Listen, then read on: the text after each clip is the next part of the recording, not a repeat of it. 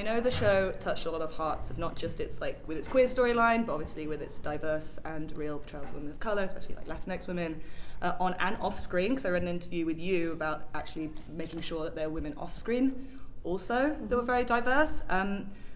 Did you find that there was like resistance to that at all, or was it very like easy for you to do? Because if it's easy, why aren't more people doing it?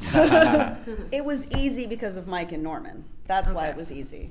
I think that's why it was, because it's not. Well, no, that's true. It's true because you need the support. You need the support from these people who I was the baby of the three. I mean, you know, Norman's 96, 95. He's turning 96 this year. Yeah.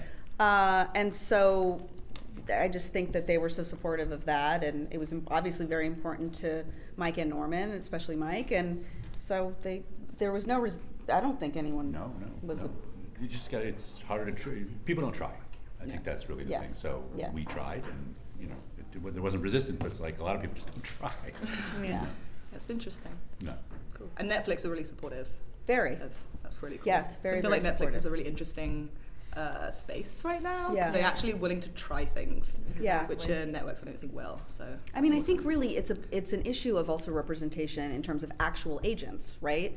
So you have to first be able to, I think we need to have a conversation before material gets to us in how we get people of color, queer representation represented, so that when we're reading scripts, we don't have to do a special ask. Like we just want to, because that's an issue that I have. It's like most of the writers they get sent to us are, the older white guys that have been around, and it's a special, and they're great, but it's a special ask. Can we read women, please? Can we read queer people, please? Can we read people of color, please? And so we don't want to be a special ask anymore. So I think it's really holding the agents accountable to finding talented LGBTQ IA+. I'm trying to say all this. Is that a new thing? I just use queer. Like Queer. that's kind of like what I use as a catch-all term, but everyone's different. I want everyone to feel. So that's, I think that's where it starts. Awesome.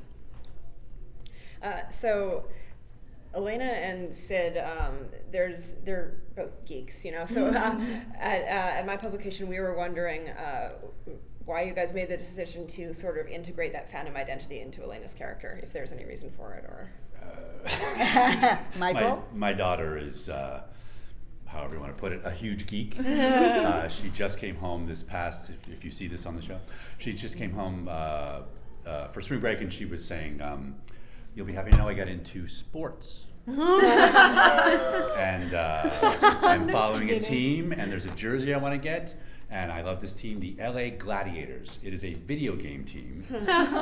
They play, in like a stadium or whatever. And, I'm, of course, exactly. Esports. Yes, esports. So, and then she went on to talk for an hour about all of that. So, yeah, she's a huge gamer, graphic novel. This is what she's going to school to do. And, I would say that's where that's coming from. So that's basically where you got your inspiration. And there's a love of sci-fi. Dan Hernandez loves sci-fi. My husband's Writers a big in the sci-fi person. He Yes, has yes. 2 comic strips, so I'm very entrenched in the comics world. As a Brit, I was very happy that you included Doctor Who.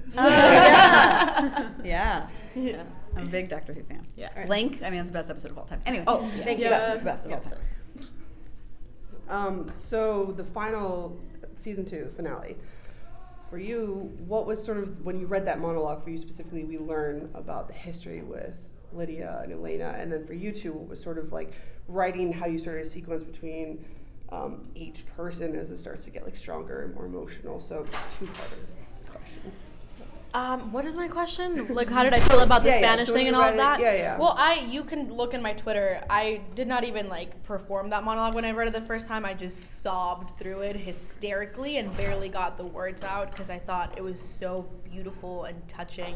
And it's a part of their relationship that we don't get to see. We usually see Lydia loving on Papito and Elena kind of being brushed to the side. And it was really awesome to see that connection and see Elena adore her grandma so much and be so affected by her. But I was just a blob through the whole table read, through the whole week. I still am. It's fine. When we were talking about giving each character a moment with those monologues, it just seemed like this family, she would have had to make a concerted effort. And for me and my family, it was, they just didn't want me to sound like them. They were so worried that I was going to have an accent, which my parents still have. And they would always say, don't talk like me, talk like the lady on the TV, you know? And so that meant I was, for a period of time, I thought I needed to reject my Latinidad in order to be accepted. And so that was, you know, we talked about how that would affect this family, how it would affect Papito, who loves her and would just want to tell Chismes about what happened that day, and that's their relationship. And with Elena, we thought we could go deeper because their relationship is much more complicated. And so we kind of just did that with each character, and that's what came out. It's also really interesting because when I was younger, I moved to the U.S. when I was 10 from Colombia, and obviously my parents were like, all right, speak English so you can learn it, and blah, blah, blah. And then I started only wanting to speak English, and for a couple months, I wasn't being able to communicate as well in Spanish. I was starting to forget it.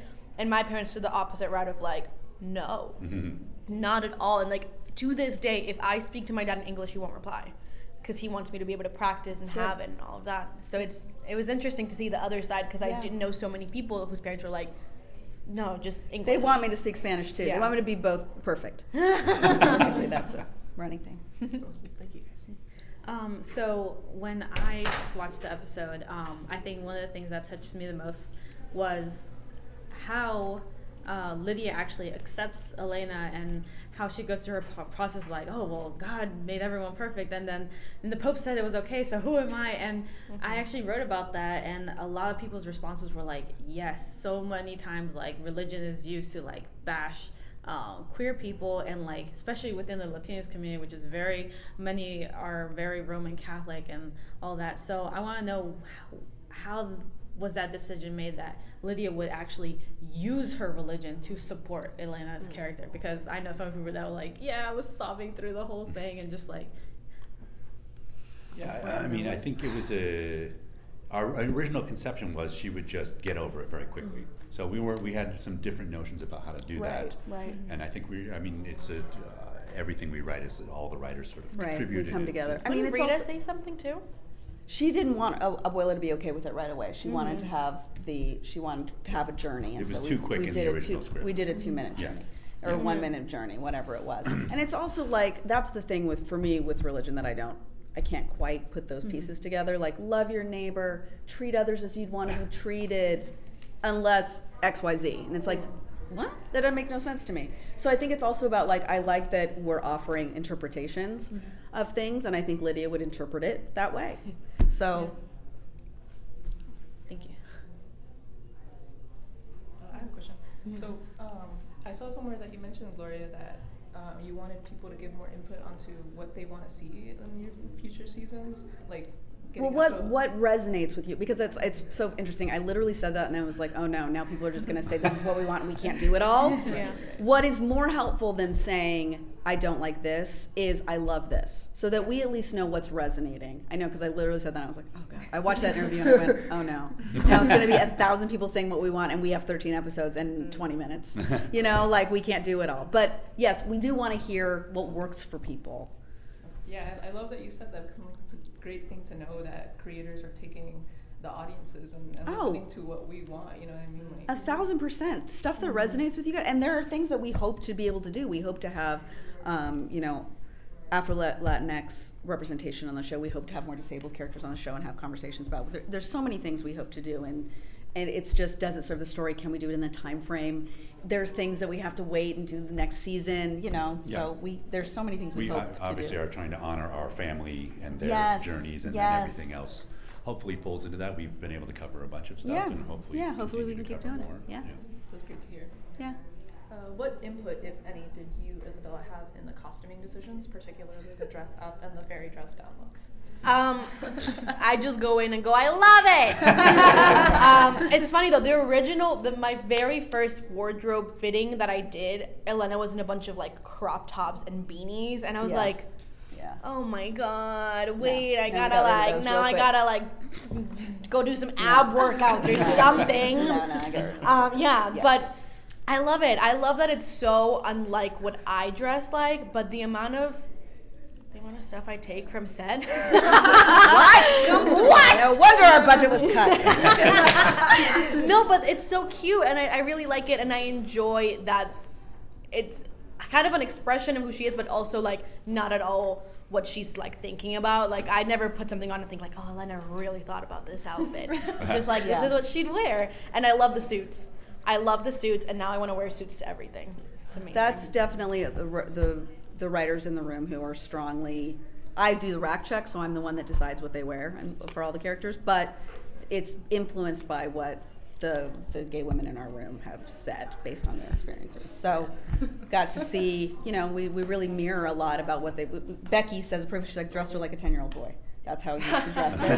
Think of like, what's the cutest outfit a 10-year-old boy might wear? Put Elena in that. So I try to, that's. I